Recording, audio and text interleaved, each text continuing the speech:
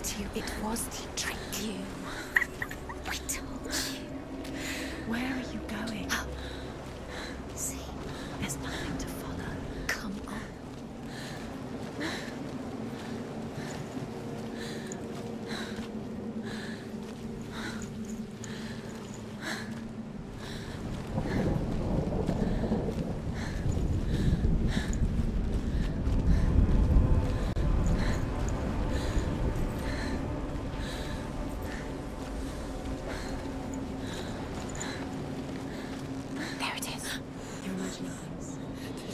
It's dead. Go towards it. Quick, go. Run. Come on, before he disappears. Go, go, go. Out.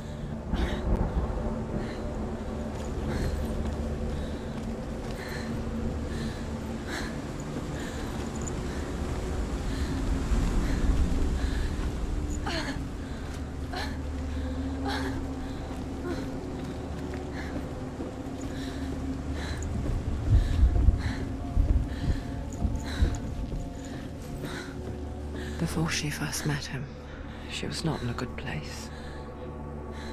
Just a teenager, but not like the others. Barely functioning, she rarely left the house. Her father's in-bell made sure of that. Only occasionally did she venture out on her own, collecting firewood and herbs. Errands out in the Orkney Plains. That was her world. Like this one. Barren and lonely.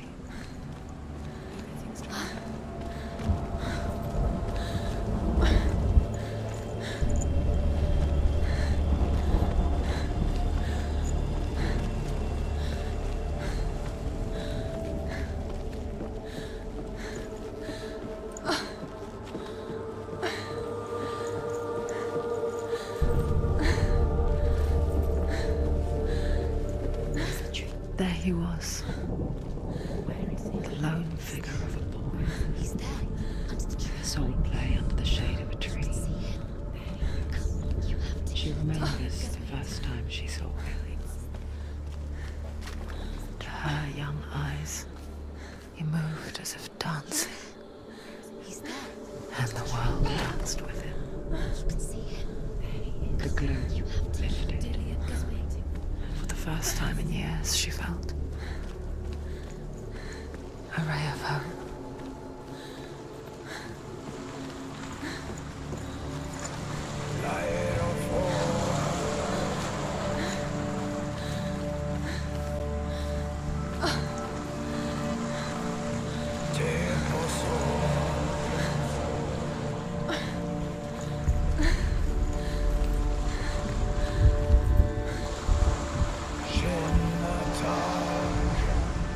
The Northmen tell of a great hero.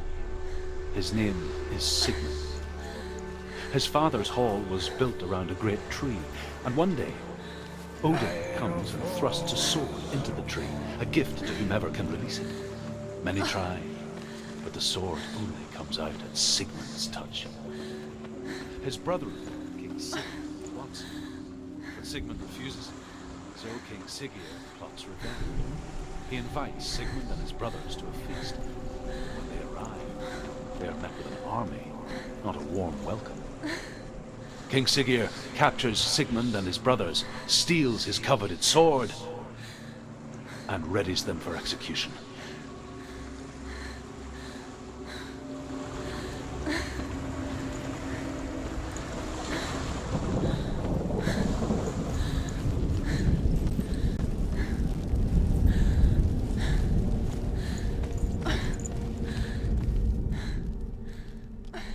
Death for Sigmund and his brothers seems certain. But the king's wife is Sigmund's sister, and she begs for mercy and implores the king to chain them up instead. He agrees. Not for mercy, though, but because he plans an even more cruel and lingering death. Chained to a tree in the forest that night, a she-wolf comes and devours one of Sigmund's brothers.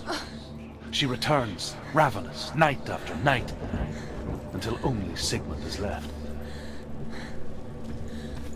The next day, Sigmund's sister sends a servant with honey to smear on Sigmund's face.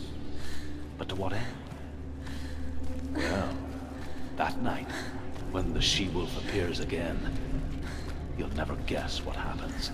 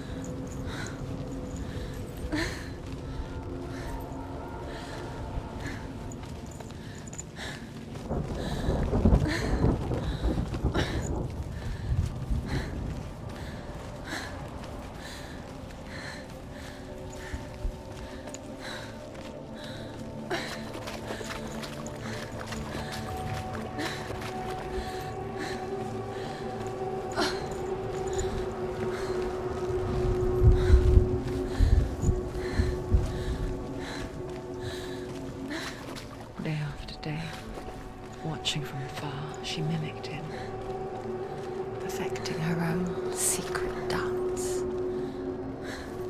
wishing those fleeting moments of light would stretch out to last forever.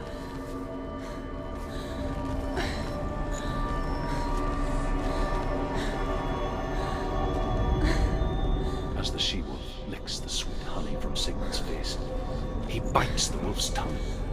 The she-wolf pulls away, but Sigmund holds on. The chains break, and he is free. After his escape, Sigmund lives like us, hidden in the forest. His enemy, King Siggeir, believing him dead, as his sister plots revenge. And for vengeance to succeed, even the great Sigmund so she sends her sons to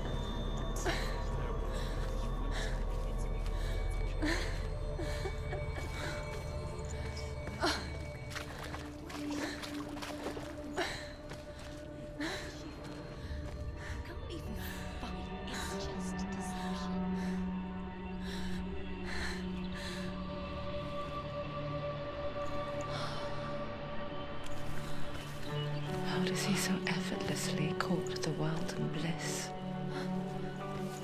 If only she could do the same. See the world through eyes anew and dance with it, just like he does.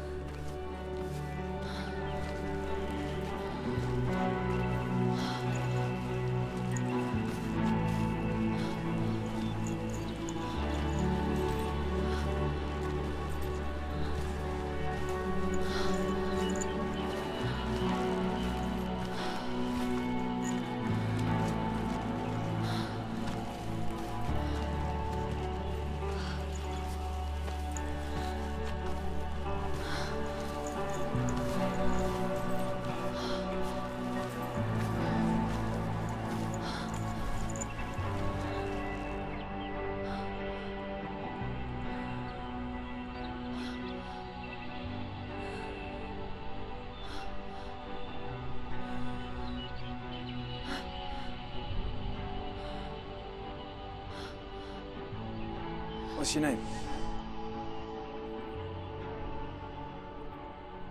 Senua. I haven't seen you before.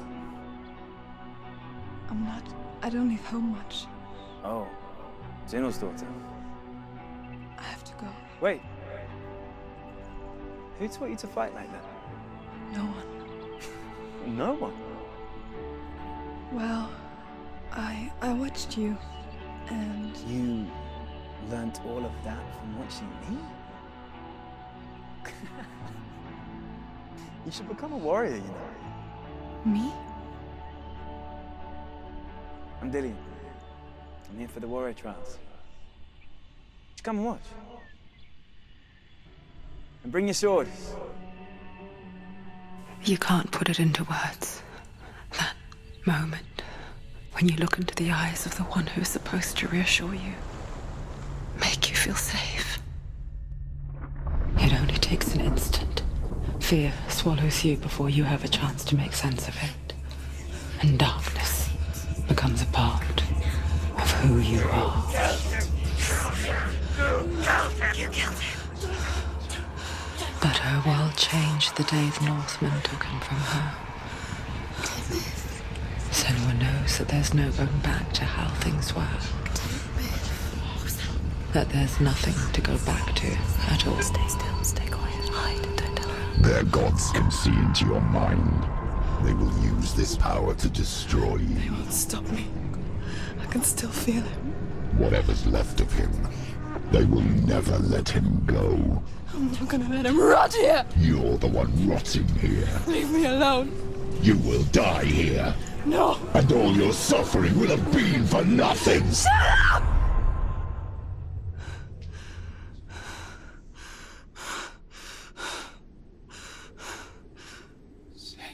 Dillian? Is that you?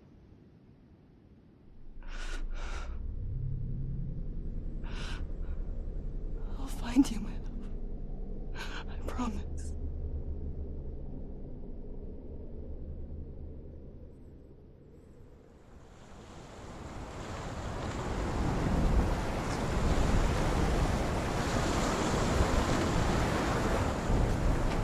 Can you see it? You want to believe it. Is he not real? Is he there? You're alone in these mountains. Is that Dillian? Nothing lives here. You won't survive. You met him by the tree. She met him by the tree. Maybe it's a sign, the tree. What's he trying to tell you? He's waiting for you by the tree.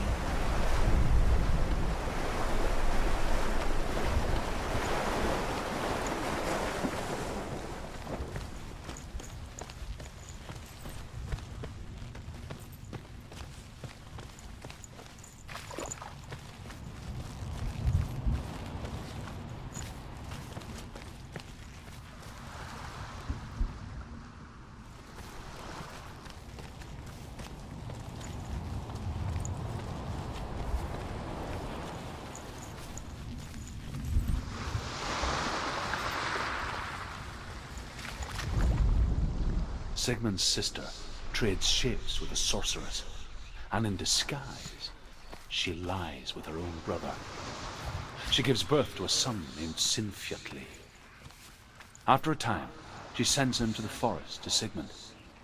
He tests the boy and finds him strong and fearless, and so they go to take their vengeance on King Siggeir. But luck is not on their side. They're captured, and Siggeir has them buried alive.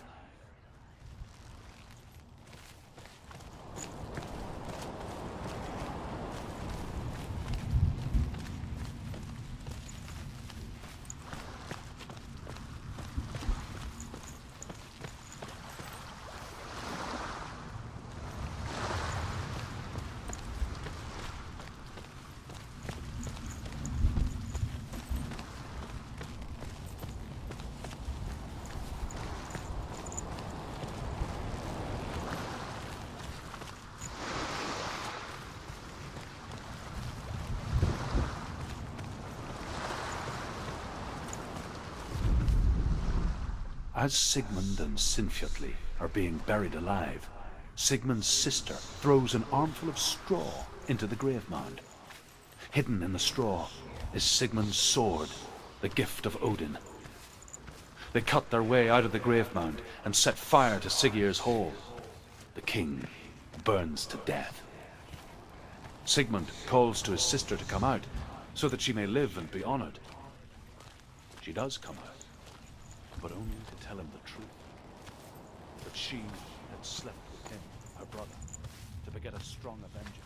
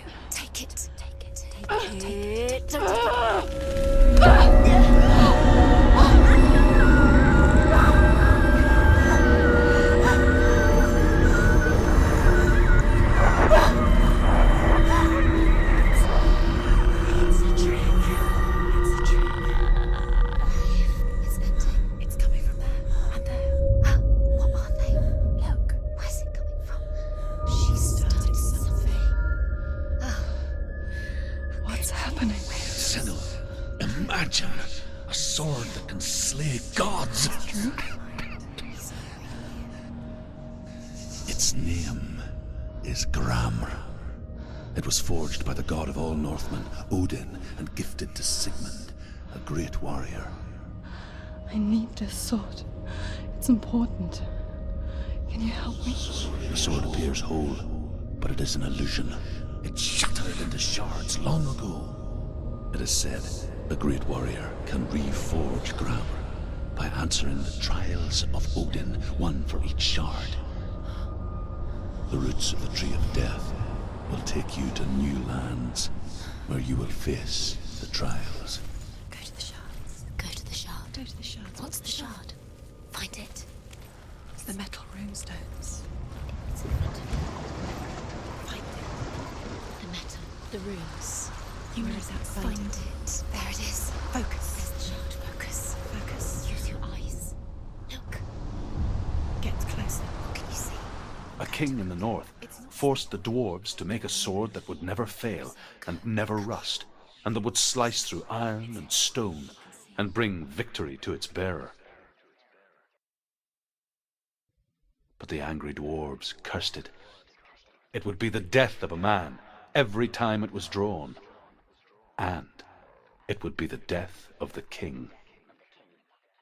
Let me tell you about the sword Tyrving.